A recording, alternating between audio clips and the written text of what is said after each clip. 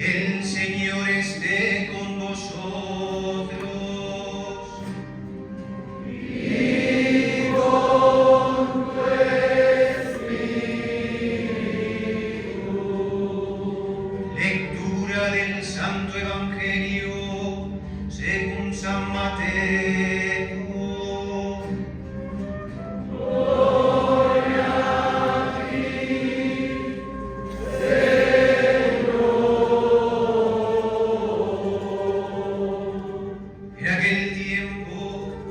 Jesús tomó consigo a Pedro, a Santiago y a Juan, el hermano de este, y los hizo subir a solas con él a un monte elevado. Ahí se transfiguró en su presencia. Su rostro se puso resplandeciente como el sol.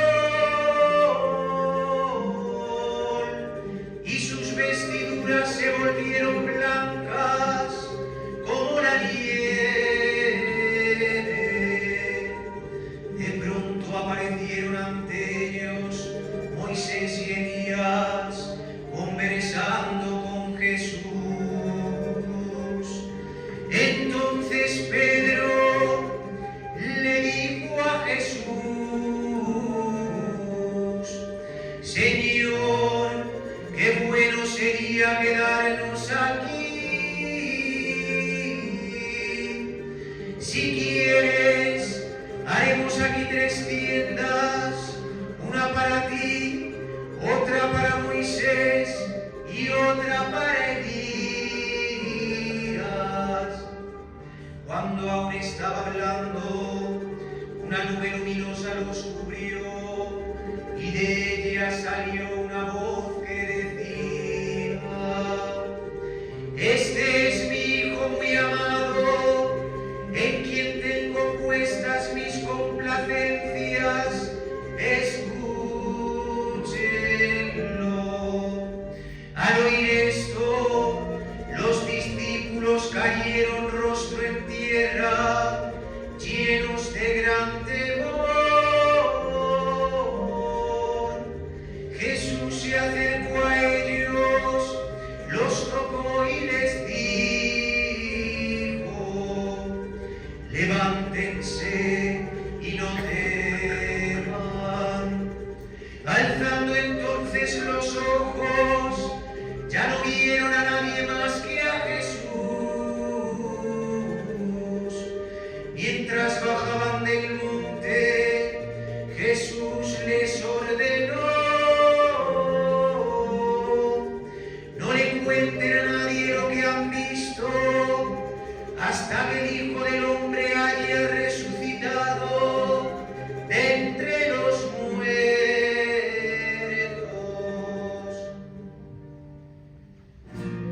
Palabra del Señor.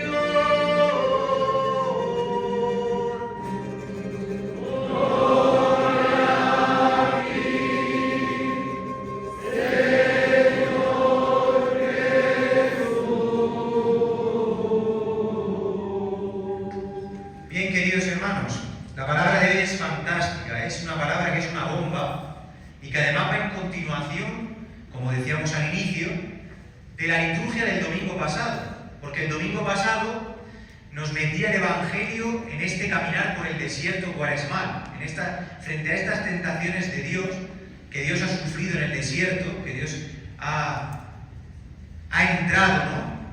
Y que son imagen de la vida del hombre, porque a todos nosotros se nos presentan estas 3 tentaciones a lo largo de nuestra vida en distintas formas y maneras. Pues bien, decíamos la semana pasada también, aludiendo a la primera lectura del Génesis, cómo el hombre ha sido creado en un estado de perfección, de bondad, de belleza, en el jardín de Edén, este jardín que el Señor ha hecho al oriente, y cómo el hombre ha dejado de escuchar la voz de Dios para empezar a escuchar la voz de otro. Por eso hoy el Evangelio dirá: escúchenlo, dirá la voz del Padre: escúchenlo.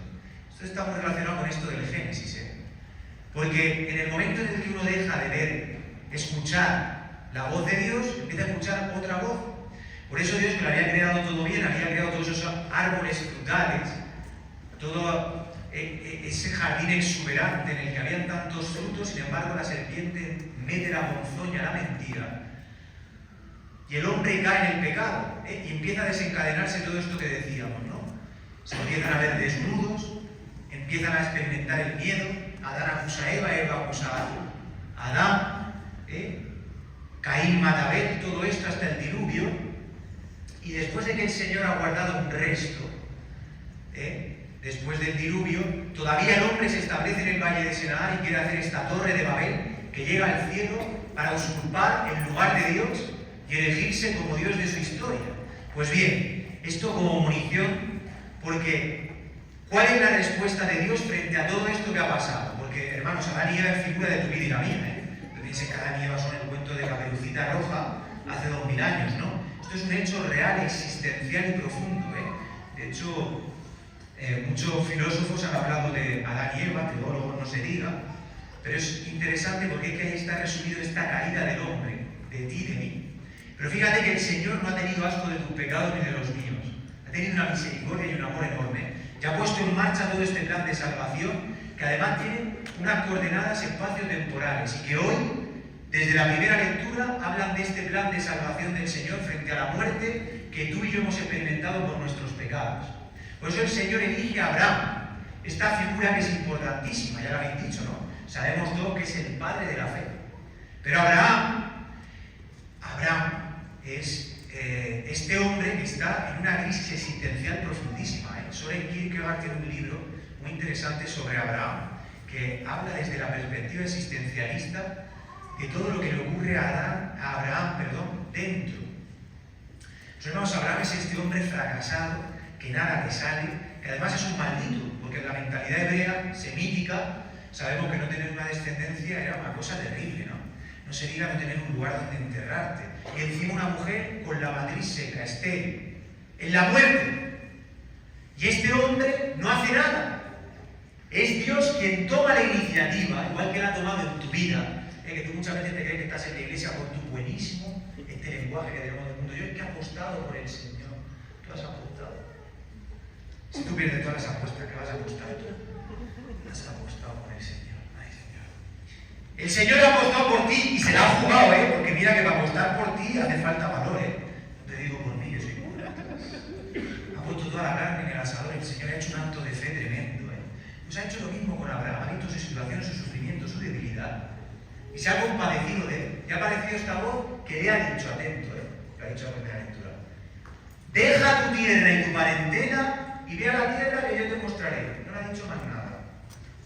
Igual que a ti se te ha dicho en una catequesis. Ponte a caminar, obedece a lo que se te dice, escucha la voz de Dios. Pues Abraham, contra todo pronóstico, se ha creído la palabra de Dios. Y el Señor no le ha hecho ni un cronograma, ni un croquis, ni le ha hecho estadísticas. Como tú, que constantemente quieres que el Señor te dé explicaciones de por qué te sucede esto, por qué te sucede lo otro, por qué a mí esto, porque te has creído que eres Dios. O sea, Dios se tiene que doblegar, bajarse y mostrarse delante de ti y que te explique a ti tus cositas para que tú las puedas entender. Por eso estás en el sufrimiento en el que estás, porque te has creído que eres Dios y que tú lo tienes que entender todo. Escúchame, Abraham no entiende ni madres, como dicen aquí en México. No entiende nada. Abraham se pone a caminar y a lo largo de ese camino, Abraham irá descubriendo que fiel es Dios para cumplir su promesa. Por eso le dice, todo esto, ven las estrellas del cielo, ven las arenas del mar. Tu descendencia será como esas estrellas del cielo y como esas arenas del mar. Y tus hijos serán bendecidos. Por eso dice, quien te bendiga será bendito, quien te maldiga será maldito. Pues hermanos, Abraham es figura de la fe, de aquel que se pone en camino por una palabra que ha oído. Por eso, hermanos, es importante la llamada primera que hace el Señor contigo. Esa es la vida del cristiano. Abraham es imagen del cristiano que por la fe va moviéndose. Por eso dirá San Pablo que el cristiano vive de fe en fe hasta la Pascua definitiva, hasta ver cara a cara a Dios, hasta la visión beatífica. Y la segunda lectura, hermanos, efectivamente también aparece esta figura de Pablo, que le escribe a Timoteo, pero Pablo es interesantísimo porque se asemeja mucho a Abraham, como la vida de cualquier cristiano. Pablo, el Señor no le ha hecho croquis, no le ha contado teoremas, no le ha hecho, no.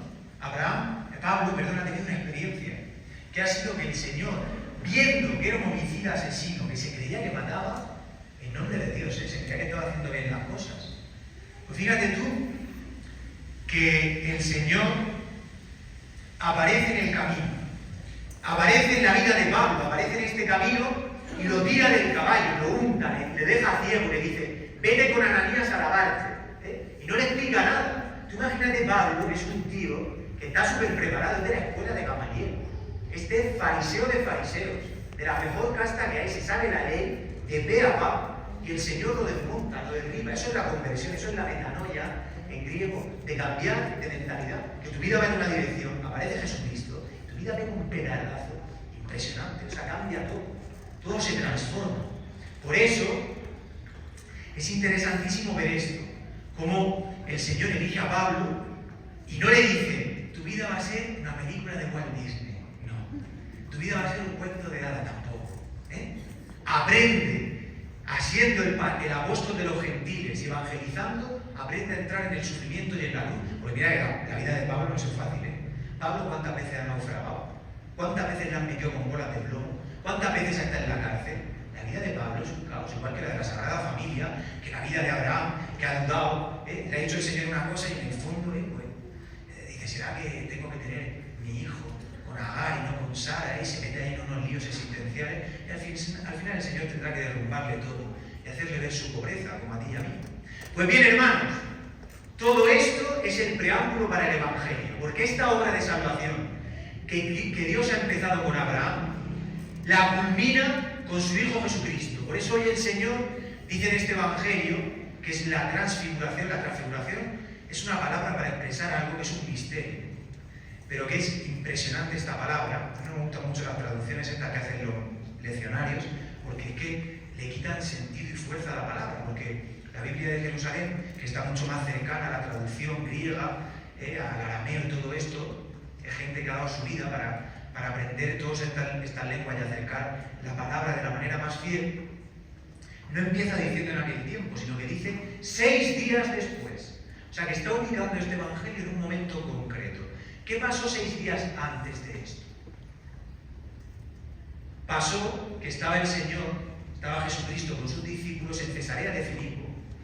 Y Pedro, mientras era el día del Yom Kippur, sabéis que Yom Kippur es el día de la expiación. En ese día, en el templo de Jerusalén, el sumo sacerdote es el único día que puede pronunciar el tetragrama santo, el nombre de Yahvé.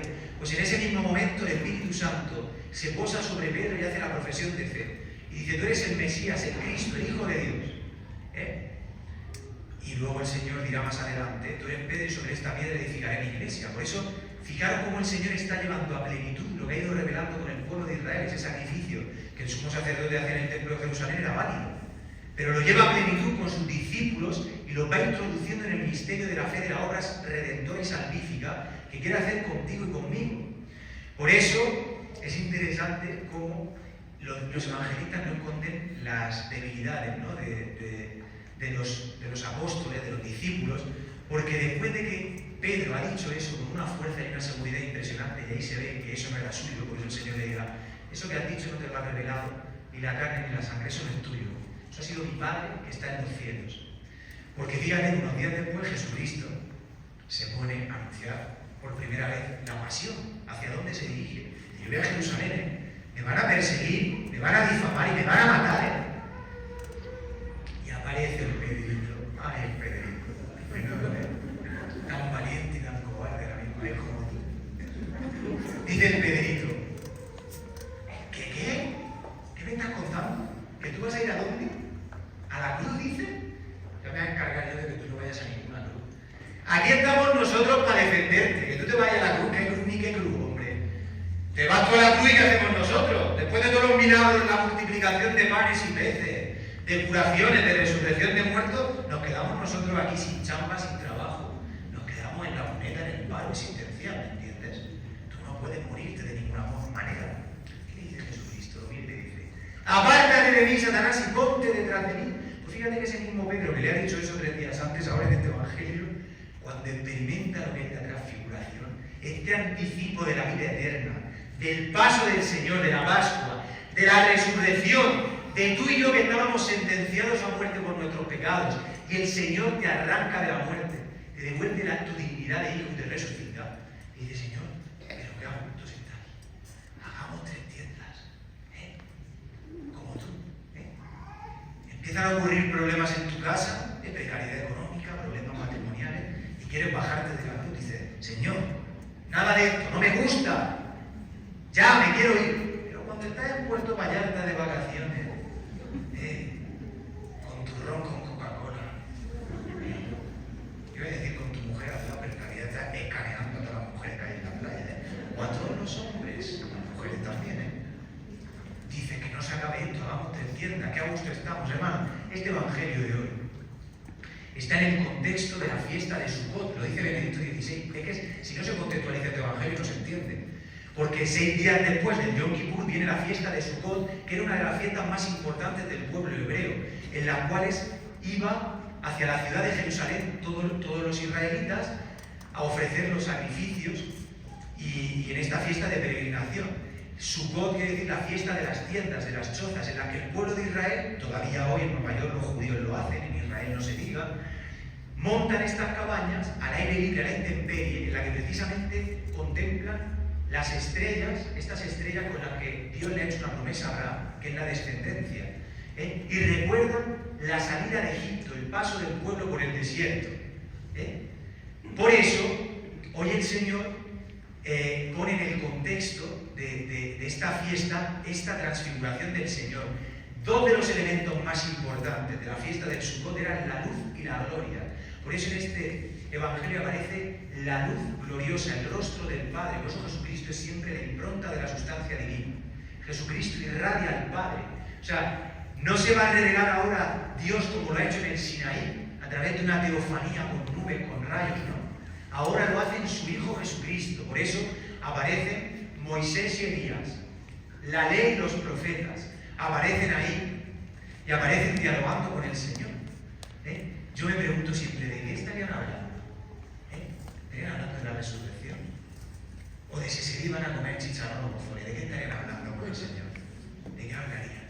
Interesante esto, porque no es cualquier cosa. La ley y los profetas, hermanos, hoy el Señor nos está diciendo en este evangelio que descanses, que la ley y los profetas se cumplen en Jesucristo, que Jesucristo ha reventado la muerte en la cruz. Por eso, si en la semana pasada veíamos las tentaciones, la muerte, el sufrimiento, la cruz, hoy el Señor nos muestra la primicia de vida eterna. Por eso es el cristianismo, haber pregustado aquí en la tierra ya la vida eterna. ¿Y qué es la vida eterna? El amor al enemigo, el amor en la dimensión de la cruz.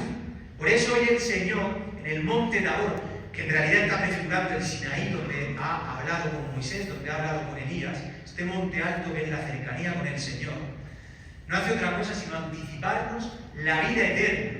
Por eso, hermanos, esta es la bomba del cristianismo. La Iglesia tiene el depósito de la fe, tiene la resurrección de Cristo. Por eso, hermanos, el cristiano, el que vive así, vive transfigurado, vive con una naturaleza diferente. Por eso Pedro quiere quedarse ahí, dice, quedémonos aquí, yo no quiero irme. Pedro no entiende todavía nada, él no está entendiendo nada. Hace 3 días decía que cómo lo van a matar, no sé qué, ahora dice, me quiero quedar aquí. Pedro está loco como una cabra, como tú y como yo, que muchas veces no entendemos ni entramos en el misterio de Dios. Por eso te escandalizas de tus debilidades, de tus pecados. Hermano, el Señor cuenta con la debilidad, el Señor cuenta con el pecado. Te digo más, tus pecados son necesarios para que tú estés aquí hoy. Porque si no fuera por la suciedad y porquería de tus pecados, tú no necesitarías que Jesucristo te lavara de nada, ni te transfigurara. Por eso, como han dicho en algún eco, es verdad que lo que hace el demonio cuando caes en el pecado es querer arrebatarte todos los momentos en tu vida, todos esos momentos históricos de presencia reales del Señor en las que lo has visto resucitado. Tú pecas y se te cierra el cielo y se te quita el panorama de la salvación. Por eso tiene que venir el sacramento de la penitencia, el sacramento de la Eucaristía, levantarte y decirte, ánimo, el Espíritu de Dios, ánimo, conmigo puedes, que yo te quiero llevar a esto. Por eso, hermanos, estas 2 liturgias de estos 2 domingos nos ponen en la perspectiva escatológica del paso del Señor, de la Pascua. Mirar hacia el cielo. Eso, hermanos, el cristiano siempre vive con los pies en la tierra y la mirada en el cielo. Eso, la Cuaresma es un tiempo fabuloso en el que hay combate, luchas, tentaciones fuertes. A mí me impresiona estos días ver cuántos hermanos vienen con unos sufrimientos terribles, con unas tentaciones de verdad, para caerse de espalda. ¿De qué Cuaresma? Que la Cuaresma lleva eso: muertes repentinas, enfermedades, ganas de divorciarte, no sé. Una crisis existencial que no te soporta ni a ti mismo. Por eso hoy el Señor nos abre el panorama de la vida eterna. Si supiéramos lo que es esto. Por eso el Señor le dice a los discípulos esto, dice: no digáis nada hasta que no resucite de entre los muertos. Por eso será después de la resurrección que estas piezas del puzzle que el Señor le ha ido dando a sus discípulos irán cobrando forma. Y será con la dote del Espíritu Santo que Dios deja como herencia a su iglesia después de la resurrección, cuando los discípulos entenderán todo. Por eso ánimo, hermano, esta liturgia de hoy solo nos invita a esto, a entrar en el descanso, que tú te puedas sentir amado, que tú puedas de nuevo poner la mirada en el cielo y ver hacia dónde se dirige tu vida, que tus pecados no son un impedimento para el amor de Dios. Precisamente Dios ha venido a por tus pecados en su Hijo Jesucristo, porque esa es la obra que Dios quiere hacer con nosotros, transfigurarnos, que podamos experimentar esto. No sé si tú has tenido experiencias de esto, de ser resucitado de la muerte, de uno que estaba ya bestia muerto, que estaba ya cuesta abajo y sin frenos, y de repente irrumpe el Señor y te da una alegría y te hace experimentar como el Hijo pródigo el gozo de la resurrección de tus pecados. Por eso, hermanos, termino con esto. Aparecerá esta voz del Padre que dirá: este es mi Hijo amado, escuchadlo, escúchenlo. ¿Cómo se nos olvida esto? Y por eso te metes en todas esas crisis que te metes, porque has dejado de escuchar la voz de Dios para escuchar la voz del enemigo y te metes en el pecado. Porque lo que Dios le ha revelado al pueblo de Israel del Sinaí: Shema Israel, escucha Israel, ama al Señor con todo tu corazón, con toda tu alma, con todas tus fuerzas. Lo vuelve a repetir esta voz del Padre, dando testimonio de que ese es su Hijo y de que esa es la bienaventuranza para los que siguen a su Hijo, la vida eterna y el cielo, vivir como resucitados. Pero, hermano, este blancor de la vestidura de Cristo hoy tiene que ser una cosa impresionante. Yo imagino que los discípulos tendrían que estar, después de bajar del monte, flipando, diciendo: yo no sé lo que es esto, que esto me supera, me rebasa. Pues, hermano, por más que intentemos profundizar y entrar en el misterio de Dios, me hacía mucha gracia en el seminario las clases de Trinidad. Vamos, no tocábamos ni la cuarta parte de la Trinidad, tirando por lo alto, porque el misterio de Dios es una cosa insondable, pero la fe te certifica la vida eterna y encamina tu vida hacia ella. Así que miremos hoy a Jesucristo y, como los discípulos, hagamos caso a lo que nos dice el Señor: levántate y no temas, no temas, porque el demonio no tiene poder, es un perro que ladra para asustarte, pero no tiene nada que hacer, sabe que sus días están contados. Por eso esta sociedad vive así. Pero nosotros, que somos un pueblo elegido, la Iglesia es el pueblo elegido de Dios, al que le ha abierto la salvación, estamos llamados a otra cosa. Pues ánimo, hermanos, que esta palabra hoy se haga vida en nosotros y que el Señor nos haga experimentar las primicias de la vida eterna. Que así sea.